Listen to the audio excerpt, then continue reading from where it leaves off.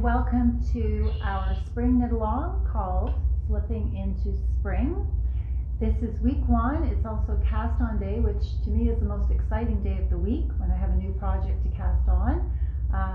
So I'm going to go through the setup for project number 1, project number 2, tell you a little bit about those, give you some tips today to make your projects easier to knit, talk about your reward cards, ballots for the grand prize, and at the very end, if you stick with us, there will be a trivia question and one randomly picked winner will get a ballot to go into the grand prize draw. So project number 1, feel free to comment, say where you're watching us from. I will try and monitor the comments and answer any of your questions at the very end. So project number 1 is called On the Other Side, and it is a triangular shaped wedge shawl, and as you can see here, I've already finished it because I really needed to have something to show you to demonstrate some of the techniques on. And this is a combination of very simple garter stitch, I-cord edging built in at the side, and mosaic knitting. So mosaic knitting has been around since probably the 1960s. Barbara Walker, if you follow her or read any of her knitting books, she is the person who, quote, invented it. And it is just a combination of slipping a stitch and knitting or purling. So it gives the illusion of mosaics or feral knitting, but you have not carried the yarn across the row. You're using one color per row, and the slip stitch gives the illusion of a second color being entered into that row. So it's very easy to do, but you will have to go through a process of learning new techniques and, of course, being patient. So that is project number 1 for those of you who've chosen it. It is a 2-skein project worked in fingering weight superwash merino, and our yarn of choice is the beautiful Alma, hand dyed by the lovely co-op people in Uruguay. This is 546 yards. It is super light and soft, very plump fiber because it is a single ply, and superwash means it is machine washable, and it comes in solids, semi-solids, and variegated.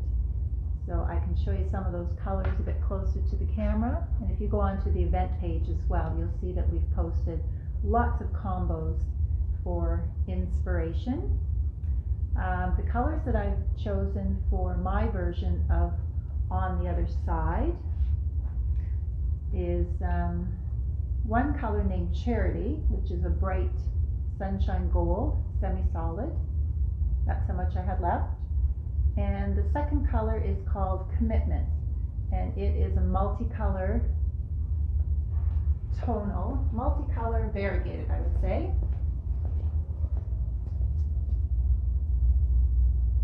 So they did really merge nicely together. I wanted to go for low contrast. I didn't want to have the sharp high contrast. So high contrast is what we call colors such as black and white, red and green.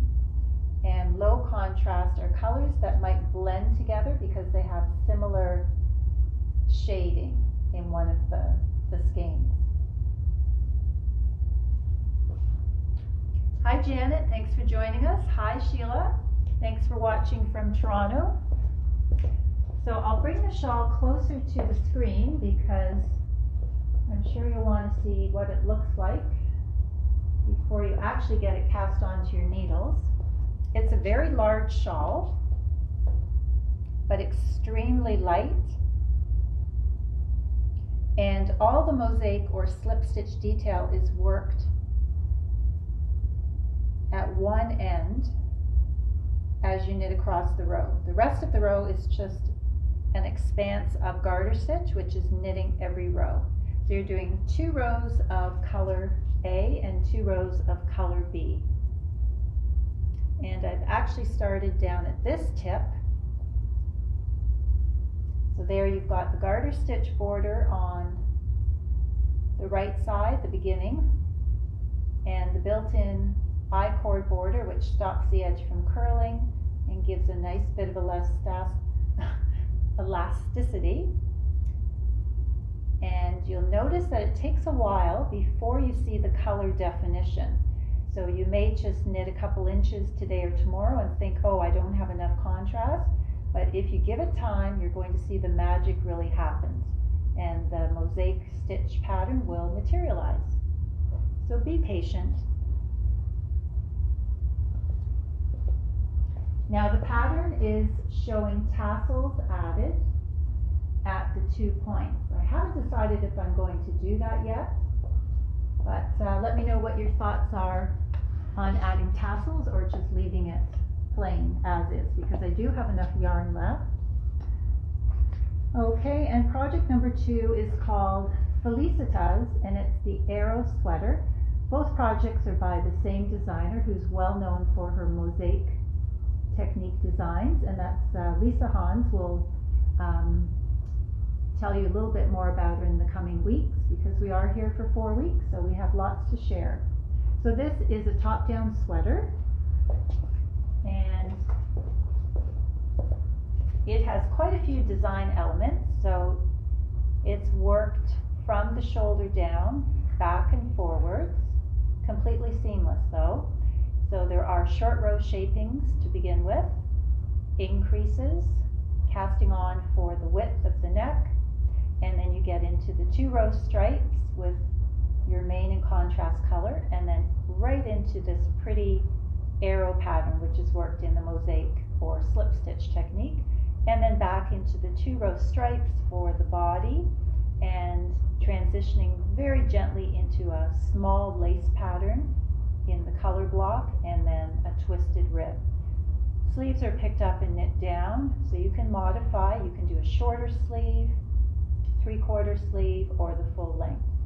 You can also easily modify the length to shorten or lengthen, and some of you may not be too fussy about the stripes, so don't let that stop you. You can always knit a solid color and maybe put in a few stripes on the sleeves or leave them off. So there's lots of different ways you can personalize this design. So both designs call for a contrast and main color, and this is 1 skein of each, but according to whatever size you pick, you may have 2 or 3 skeins of the main and 1 of the contrast. This one is worked on a 3.5 millimeter straight or circular. I'll let you know what I chose. And the arrow sweater is worked on a 3 and a 3.5, and what else? 3, 3.5, and a 3.75. So the reason you need 3 different sizes for this design is, of course, you need the smaller needle for the ribbed borders and the neckline, and then the 3.5 is the main body. But when you're doing the slip stitch technique followed by the stripes, the designer suggests you go to a larger needle, 3.75, just for the slip stitch section so that it doesn't pucker and pull in. So that will be worked on straight needles for the yoke, and then of course in the body you'll be working on circular. So what needle did I choose for my version of the on the other side shawl? Well, I chose a 10-inch needle, and believe it or not, I knit the entire shawl on the 10-inch. The stitches were very, very close together, but that's just the way I like to knit. I don't like a lot of sliding and movement between my stitches. I just like them to be as close to the tip as possible at all times. That gives me more speed and more tension control. But I would suggest that if you are a fan of straight needles, try the straight needles maybe halfway, and then you might want to stretch apart the stitches to see your pattern clearly to make sure you haven't missed any of the slip stitches. So at that point you can go on to a long circular. So in choosing which color you start with for the shawl, the designer just says start with color A. So today we are having the choice of what color to start with. So for instance, if you had chosen these two, we would choose the pop color. So the pink would be color A, and the more subdued color would be color B. For my version, I chose the Sunshine Gold color as my A, that's the pop color, and the darker color for B. The reason being is that color A will be the final color that you cast off with, and that just gives a nice pop at the edge of the shawl. Other than that, you'll see that both colors are used equally, and that's because you're doing 2 rows of each. So I have started project number 2, and I went with a really dark horse combo, and that, or actually a bright horse combo, and that is the hot pink and the very soft variegated. So those colors are Positivity, perfect name for this in the spring, and the subdued color is Determination. So I'll bring this up a little closer and then you can see how they're blending. So those are the 2 colors I've chosen.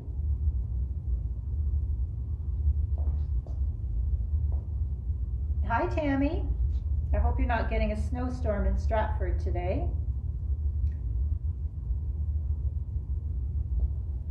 So the Arrow sweater has a provisional cast on, a crochet provisional cast on is suggested, and we'll put the link to a really clear video if you're choosing to do this design, and that will help you get started. The reason that you have a provisional cast on is this is the shoulder and 1/2 of the front neck. It's a little bit early to really clearly show it to you.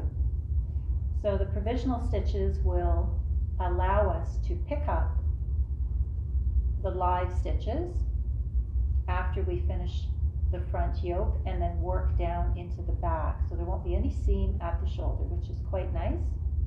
So you can see here we've done short row shaping that angles the shoulder on the front, and we've done our increasing 2 stitches from the edge along here, which is the neckline, and then 2 row stripes have started. And I really like the colors together. It's just a nice burst of happiness as we enter spring. So at this point, I'm still on my straight needles. I will have to go on to circular as we get into the body, past the underarms. So I finished the left and the right side of the front, and now it's joined together by casting on a number of stitches for the neckline. So I'll have much more progress to show you hopefully next week. So there are a lot of techniques to learn on the Arrow sweater, but don't let that seem daunting, because you can just go through one at a time. You don't need to learn them all at once. So you are starting with the lighter color. The lighter color is going to be at the shoulders, and then you'll have to have your darker or brighter color as color B, and that will be the one that you finish with at the border. So I will put a video link for the crochet provisional cast on. If you have a different type of provisional cast on that you prefer, you can certainly use that, but it's also nice to learn a new method and see maybe that's something you might want to use in the future. It's quite easy to learn. It's using a crochet hook and 1 needle, and then you do need the waist yarn, and the waist yarn should be a high contrast so that you can see it very easily from your color A. Also, be sure to use a shiny, slippery waist yarn, nothing that has a slight halo. The yarn that we're using for the knit along is so soft and plush, and it does have a halo, so that would not be a good yarn to be using for a provisional cast on. Something in a bamboo or a cotton acrylic will work, and that just makes it easier to pull it out at the end when you're ready to release the stitches and pick up for the other side. So try to keep that in mind. The pattern is suggesting the standard wrap and turn method to do the shoulder shaping, and that's completely fine if you're comfortable with that.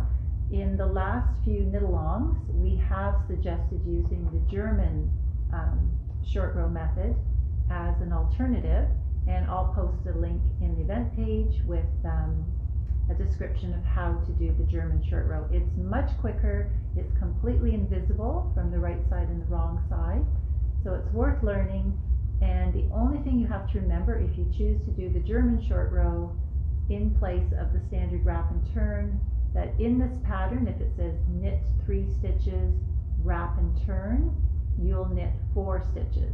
So you're going to knit right on top of where you would do the standard wrap and turn, and then when you turn your work to go back, that's when you do your German short row.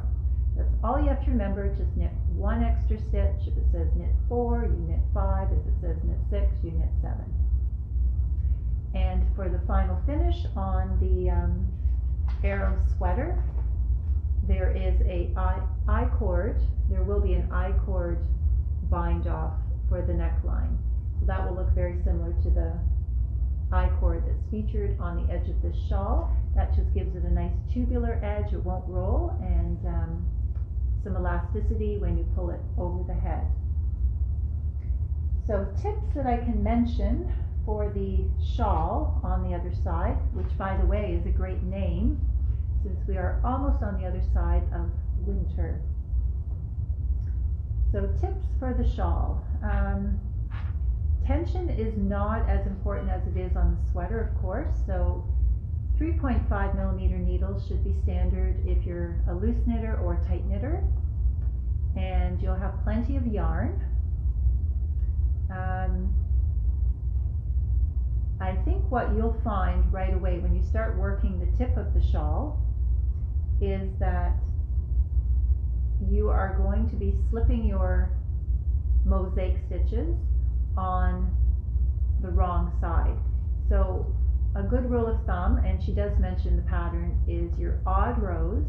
So remember, odd rows are right side rows. Even rows are wrong side rows. So when you're doing an odd row, you're going to slip your mosaic stitch with the yarn in the back. So you don't want it visible on the right side of the work. And when you're slipping your mosaic stitches on the wrong side of the work, which are even rows, then you slip it with the yarn in the front. So if you can get into that easy way of remembering it, then you won't have to do any frogging, which was happening today in our knit-along group. Also a good way to keep track of which is your right side and wrong side is just to put a little stitch marker or safety pin onto the right side of your work. So whenever you see the colored marker facing you, you know that's the right side facing, and you won't get it confused with the wrong side. You really only need it there for the first few inches, and then after that you'll know right away when you look at your work. I remember when the right side is facing me, I have the I-cord at the left and the garter stitch at the right. And the other thing to remember is that this yarn does block out beautifully, and it grows because the fibers are very plump. So you don't want to do your I-cord, which is a slip 3 edge. You don't want to do that too tight, and we do have a tendency that when we're slipping 3 stitches and turning and knitting those 3, that we pull the yarn across the back tightly to snug it up. Just let it relax to your normal tension. It's not going to look loose, it's not going to look loopy or messy, but you need to have an I-cord that will stretch with the rest of the garter stitch. And then at the opposite end, you are going to be changing your color. So every 2 rows, you're going to drop color A and bring up color B. So the correct way to do that, so that you don't have a visible strand showing along the edge, is to bring the old color. So if you just finished with color A, we'll call that the old color, and you bring that across the back. So you bring it from the front position of the needle, just pull it with your left hand across the back, and then you bring up color B, or the new color as we call it, up the side. So there's no real twist between the two colors. One just goes to the back and one comes along the edge. So from the tip where I've started, you'll see a better explanation of that. So you just don't want to see the color change on the right side of the work. That should be snugged nicely at the back. So there it is at the back of the work, and on the right side you just see the garter stitch edge. So those are just some of the tips to help you create a beautiful masterpiece. Whether you're doing the shawl or the pullover, you might actually be doing both like I am. Now, also the shawl size can be increased, and that's because we have much more yardage per skein than what is required in the original pattern. So the designer has put in her notes that you can do as many repeats of the chart as you like. I think she did 8 altogether, so 8 of the zigzags. That creates a nice long shawl, and her finished size is, after blocking, 72 3/4 inches by a depth of 30 3/4 inches. Now that's a hefty size shawl as it is, but if you don't want to have too much yarn left over, then, and you're enjoying the pattern, why not just keep working in the chart for another repeat? So another repeat will give you 22 more rows, which is what I've done for this one, and it still leaves plenty for casting off. And you may not like the straight cast off, so you can think about maybe modifying with a picot edge or a little bobble edge instead. Lots of things to think about while you're working your way through this pattern. I do have to say that I was quite sad when it was coming to an end. I was really enjoying working on it. I got into a nice rhythm, and I would sit each evening and I would do a full pattern repeat. So it was like turning the page of a book. So one pattern repeat, or one chart repeat, had 40 rows. So that was for the main body. So I would work 40 rows, and then I would know where I would be starting the next evening.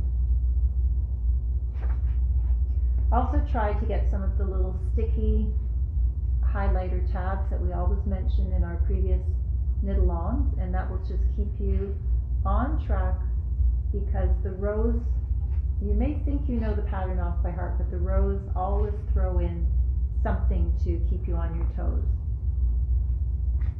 And having a marker so that you know where to start the garter stitch and where to end the mosaic panel is helpful too. So one marker for this. I haven't really got far enough into this pattern to know how many markers will be needed, so I will let you know in the coming weeks. And if you are on our event page this week, you'll notice that we put in a lovely little progress card that you can print off and color and put stickers on and give yourself a reward. Mine is almost complete for project number 1, and I'll start a new card for project number 2. It just keeps you on track, and it makes you feel a sense of accomplishment. So some fun little stickers or a bingo dabber just to mark off each of the goals that you have reached during the knit-along.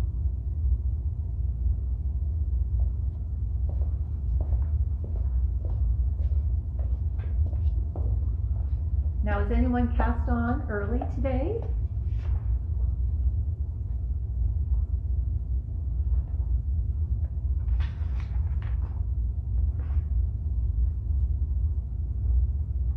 Okay, so I'm going to show you some of the combos that are still in the store. We really got wiped out last week. And surprisingly, today in the knit-along group in store, we didn't see any repeats. Hi Louise. Hi Catherine. I bet it's really warm down there. So this would be a low contrast combo.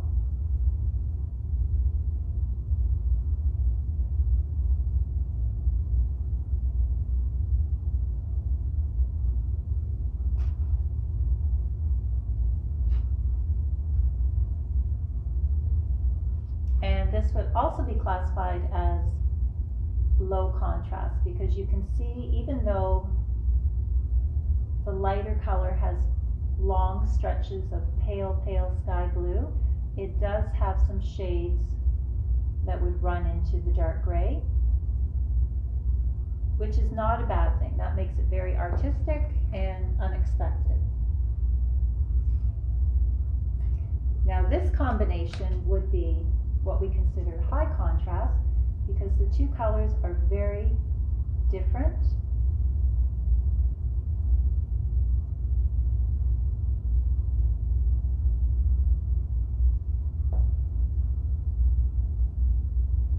And this was a contender today. We do have one of our knit-alongers who's picked this for her arrow sweater. So it'll be fun to see these two playing in the sandbox together.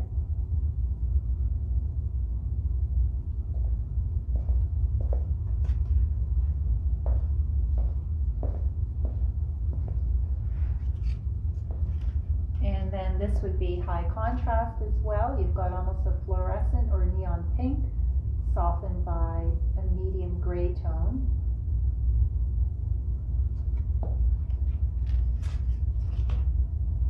And another high contrast.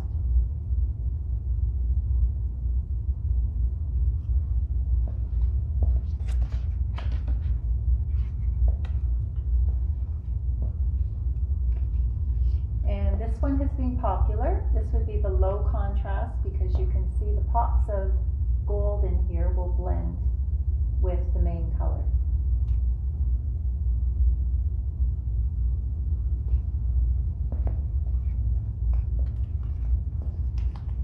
And then this would be a high contrast because there are no similar tones in the gray.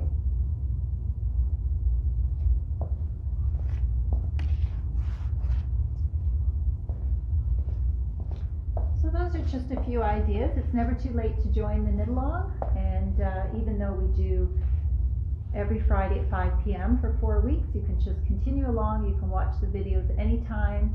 They're always in the video section on Facebook. And feel free to post your color combos and your progress pics in our event page.